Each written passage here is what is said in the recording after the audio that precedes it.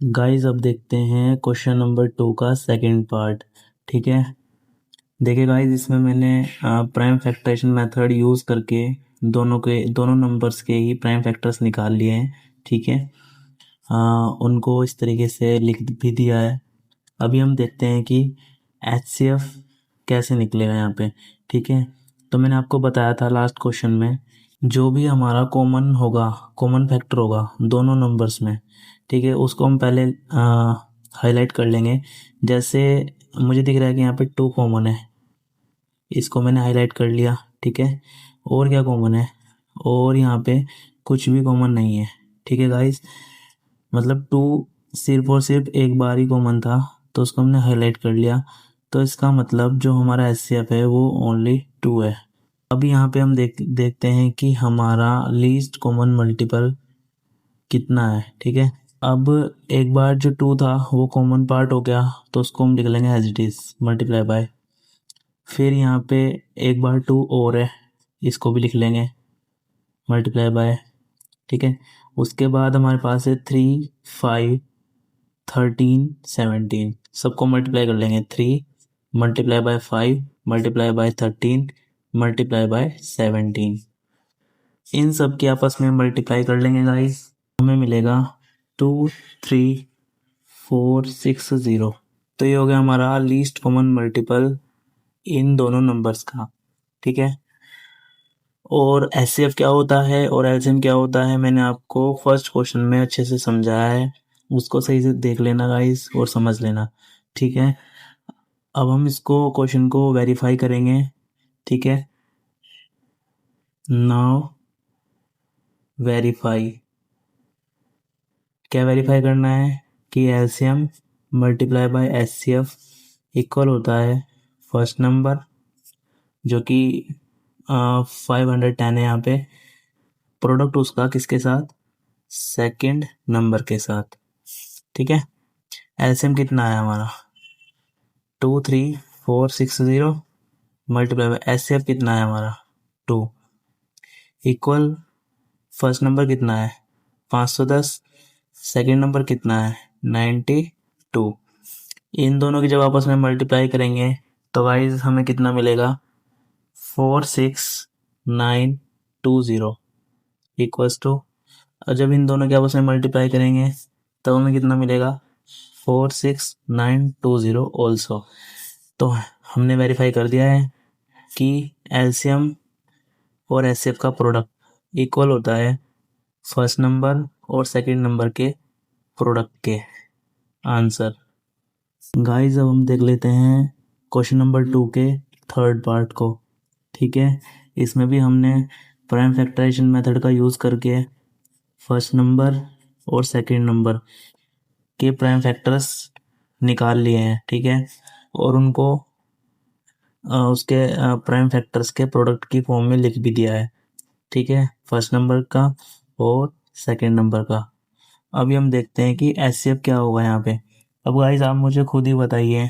ठीक है, हमें पता है कि हम प्राइम फैक्टराइजेशन मेथड का यूज़ करके HCF कैसे निकाल सकते हैं। सबसे पहले हम देखेंगे यहाँ पे कि दोनों के प्राइम फैक्टर्स में कोई प्राइम फैक्टर कॉमन तो नहीं है, जो कॉमन होगा ठीक है वही हमारा HCF होगा। तो सबसे पहले कॉमन पार्ट को देख लेते हैं। देखिए मुझे स्टार्टिंग में दिख गया यहाँ पे 2 कॉमन है, इसको मैंने हाईलाइट कर लिया। ठीक है, उसके बाद 2 यहाँ पे 3 टाइम्स और है, पर यहाँ पे 2 और नहीं है। ठीक है, 2 सिर्फ एक ही टाइम कॉमन है। ठीक है गाइस, तो इसको हम ऐसे ही छोड़ देंगे अभी।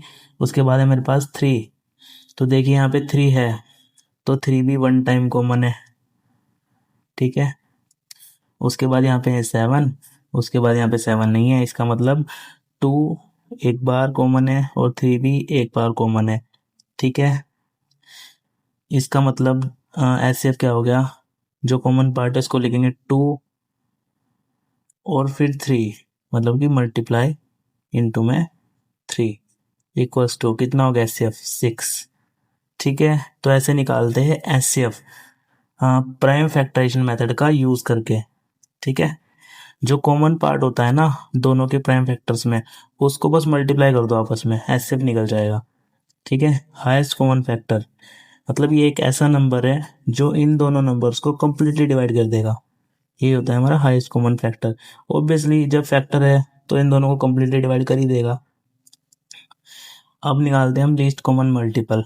ठीक है, मैंने बताया था कैसे निकलेगा लीस्ट कॉमन मल्टीपल। जो कॉमन पार्ट है उसको लिख लो पहले 2। 3 भी है पर उससे पहले देखिए 2 एक बार कॉमन पार्ट है, मैंने 2 लिखा। उसके बाद 2 कितने टाइम्स है, 1 2 3, तो 3 बार 2 है, 1 2 3। ठीक है, उसके बाद 3 भी कॉमन था, इस वाले 3 को हम लिखेंगे 3 मल्टीप्लाई। अब 3 और है जो कॉमन नहीं है, कितने टाइम्स है, 1 2, 2 टाइम्स। यहाँ पे जगह नहीं है तो मैं यहाँ पे लिख रहा हूँ नीचे 1 एंड 2, मतलब 2 बार मैंने 3 और लिखा। उसके बाद 3 के बाद क्या कॉमन, सॉरी क्या बचा हमारा फैक्टर, 7, 7 लिखा। इन सब की आपस में मल्टीप्लाई करेंगे तो मुझे मिलेगा 3024, 3024, और ये हो जाएगा हमारा एलसीएम। ठीक है, नाउ वेरीफाई।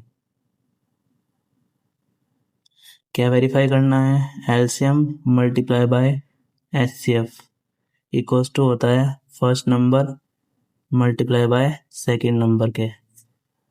ठीक है गाइस, एलसीएम कितना है 3024 मल्टीप्लाई बाय एचसीएफ कितना है 6 इक्वल्स टू फर्स्ट नंबर क्या है 336, सेकेंड नंबर क्या है 54। ठीक है, इन दोनों के आपस में मल्टीप्लाई करेंगे हमें कितना मिलेगा 18144। गाइस देखिए मैं मल्टीप्लाई डायरेक्टली लिख दे रहा हूँ, मैं होप कर रहा हूँ कि यहाँ पे मल्टीप्लिकेशन तो आता ही होगा। ठीक है, मल्टीप्लाई करना, डिवाइड करना, ये सब तो बेसिक थिंग्स है, आप लोगों को बेसिक कंसेप्ट है, आप लोगों को पता ही होगा। ठीक है, इसलिए मैं डायरेक्टली लिख दे रहा हूँ। अब इन दोनों नंबर्स के आपस में मल्टीप्लाई करेंगे तब भी हमें कितना मिलेगा ये। तो हमें यही प्रूव करना था, यही शो करना था कि एलसीएम और एचसीएफ का प्रोडक्ट इक्वल होता है उन दोनों नंबर्स के प्रोडक्ट के जिनका हम एलसीएम और एचसीएफ निकाल रहे हैं। तो हाँ, ये बात सही है, प्रूफ हो गया आंसर।